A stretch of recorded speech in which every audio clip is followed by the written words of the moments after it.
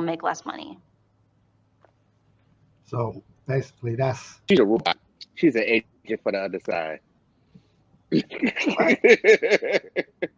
So Shell, you see where it's I mean, going? if So this is the thing, I right? see This where no it's going, different but between the again, video vixen. you personally clicked on those No, feeds. look, you got the video You vixen. personally hit those likes. But listen. I just don't see at that point So when you do it yourself. How are Because they liable? this is what talking she's about? trying to it's one to say, be in the Michelle.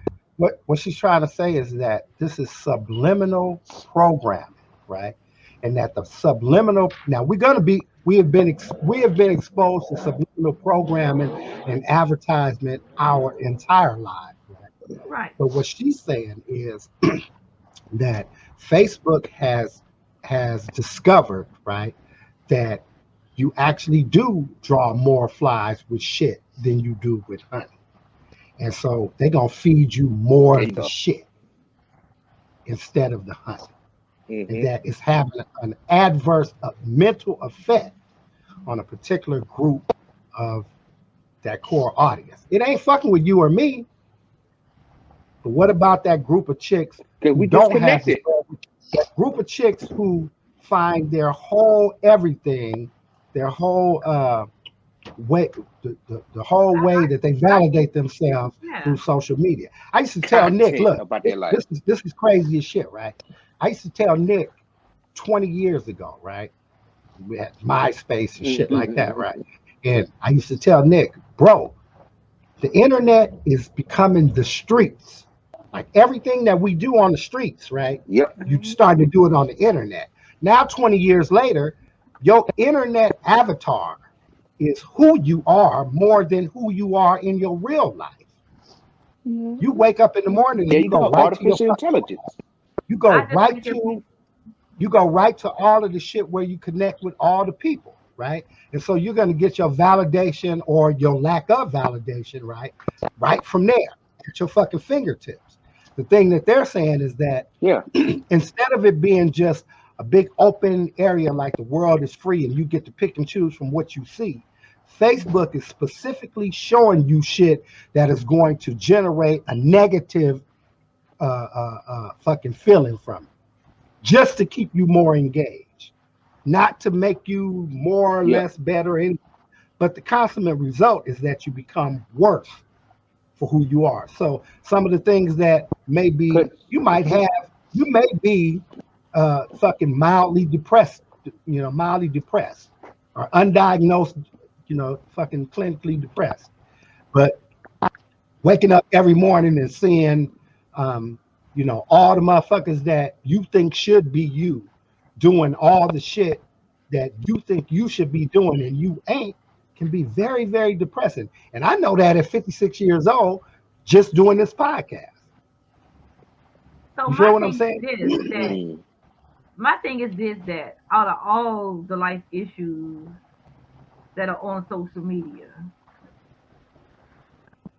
what makes this chick pick this particular topic? Because let's take it all the way back to DC Snipers.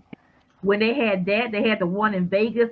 All that shit has always been perpetuated, especially on social media.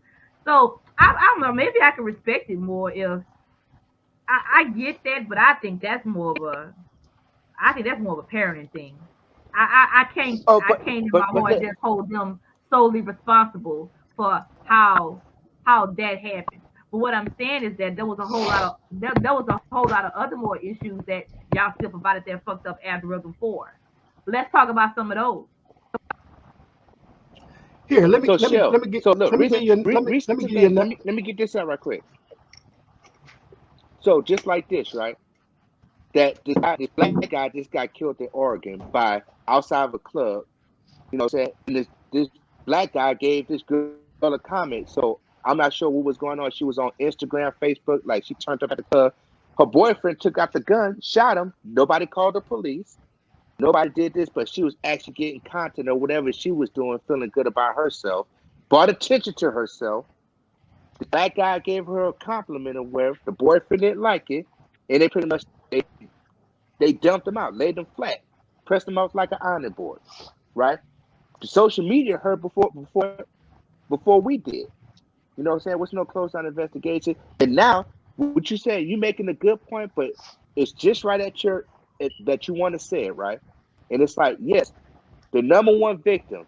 I don't know what race they got him in. Is it Caucasian women? Is it young black women? Is it Latino? So apparently, it must be affecting the Caucasian community by saying, I got to go get these extensions.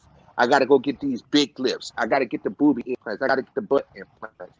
Because, as it goes on in the day, I'm seeing such and such and such and such get more likes. So just like I said a couple of episodes ago, I want to be viewed, not followed.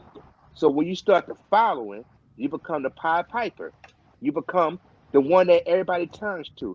So how can I be that? How can I have that content by either, like Max said, body shaming?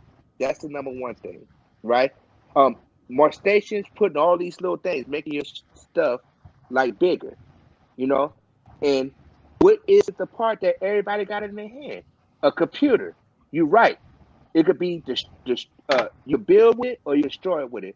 But they're saying the destruction of people's moral values, morality, and lack of, I don't have the finances for it, so I can be a prostitute and get it. That's how I think she got it. She went on OnlyFans.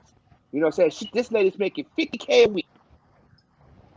Right? We ain't making $50K. What she got that I don't got? But we all got the same thing. So, hey.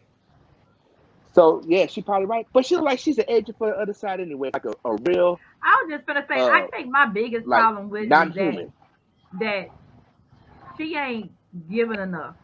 Because obviously it must be happening with other, when you check the other box more than it's happening with us, because I'm trying to see why she's crying. Because in my heart of hearts, she ain't crying for us.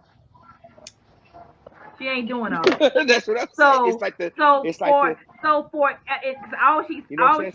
is that this particular age group, she ain't saying it's affecting minorities.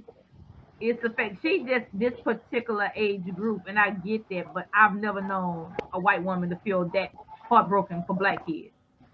Well, I don't know exactly what all she said to Congress. I know that she had over 10,000 documents that she took from the fucking company when she left, that she turned over to 60 Minutes, and all of a sudden Congress wanted to talk to her motherfucking ass with the expediency. Right? Well, so I'm just going by what I said, what I saw. You know what I'm saying? Just in passing, because it's not something that I got an opportunity to deep dive. What I will say though, that we're not gonna dump on the whistleblowers. Yeah, we ain't gonna dump on the whistleblowers, but I will do a deep dive and investigate even more. But we're not gonna hate on the whistleblowers. I'm saying what I said. I do think they need whistleblowers. I'm just in the world of Karens these days. I got the side. I think you guys be missing the point. I think you guys. No, I get it though. I get it. Here, let me make the point that I was gonna make before Nick was saying what he was saying. So here, let me just say it just as shitty as I could say it, right? And maybe catch y'all's attention, right? It seems to me that the older you get, the less you are in touch with what's really going on, right? So something happened real funny and shit right before we did the podcast, or earlier today. My sister came in, I was setting shit up or whatever, and we was talking, and she was saying, talking about my nephew, 16 years old, right? And she was like, yeah, well, and you should see some of these fucking TikToks and shit, fucking crazy ass shit. I don't know, shit. You goofy as shit on here, right? And I'm okay, well, let me see. So she shows me the TikTok, and I'm going through the TikToks, and it's just regular 16-year-old TikTok. This is what they do on TikTok, right? 16-year-old. Funny little shit, mouthing the words, songs, kick back, looking at yourself, the boomerang cam, and, just 16-year-old shit, right? But to us, it's some goofy ass shit, right? But here's the thing, right? And this is what makes me use this as an example.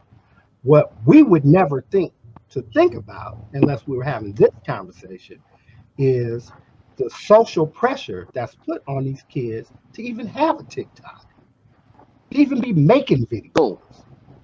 This nigga's not no entertainer. This nigga's a basketball player. You feel what I'm saying? But that's the world he lives in. All his friends got a TikTok. They all post. He's not 15 relevant times. if you don't have it. Who the fuck am I at 56 years old to say that social media don't have a profound effect on his psyche? It does. It might not have the same. Just as much on me, as having a new pair of Nikes when you was younger, or the fresh pair of Levi, or you know what I'm saying, whatever was hot at that particular time. If you didn't have that, you basically wasn't shit. Exactly. Now, So again, to continue my point, when you realize that there is social pressuring to be a particular thing, whatever the fuck that is, right? Something that's different than whatever we are, right? In these kids' lives, that shit comes from the idea that everybody can see what the fuck I'm doing. Like the internet is the streets. When I was young, I'd leave off 111th and walk down to the fucking park. Right. You know what I'm saying? You know, get up to the bottoms or go over to the avenues or wherever the fuck, right? I'm in these motherfucking streets and I'm seeing people, the same people every fucking day, right? And guess what? All you niggas that talk about you don't care what people think about you, you're a fucking lie. Everything we do is because we care what people think about us. So I wanted Converse instead of Zodi Specials. You know why? Because the niggas in the avenues had them. And I had to see them niggas every motherfucking day. We went to Woodworth together. You feel what I'm saying? And so the pressure was on me at 11 years old. Nigga, you got, my mama can't buy Converse. The motherfuckers cost $21. Pro Cats cost $7. Zodi Specials cost $350. I need to learn how to do something. I'm gonna learn how to shoot dice. I ain't gonna break in nobody's house and no shit. I'm too scary for that kind of shit. But I'm gonna shoot dice, shake red card. You know what I'm saying? Learn how to sell some weed, buy a bag of fucking weed for $10 and roll 17 joints out that motherfucker. All that kind of shit. All that was a social pressure. But today, the streets is the fucking internet. And the social pressure is right there when they wake up. And it don't matter what your parents is doing. My mama couldn't have told me that I didn't need no motherfucking Crush Adidas. Not when Terry has stuff. We always gonna have those social. Terry got the blue ones. I need the burgundy ones.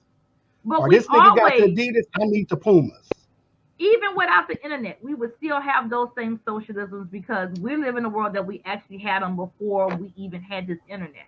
My point is that I can't say that I hold them solely responsible. That's all I'm saying. I'm not saying that it's not true, but I just don't see how one can hold them solely responsible. That's all. But again, because they are the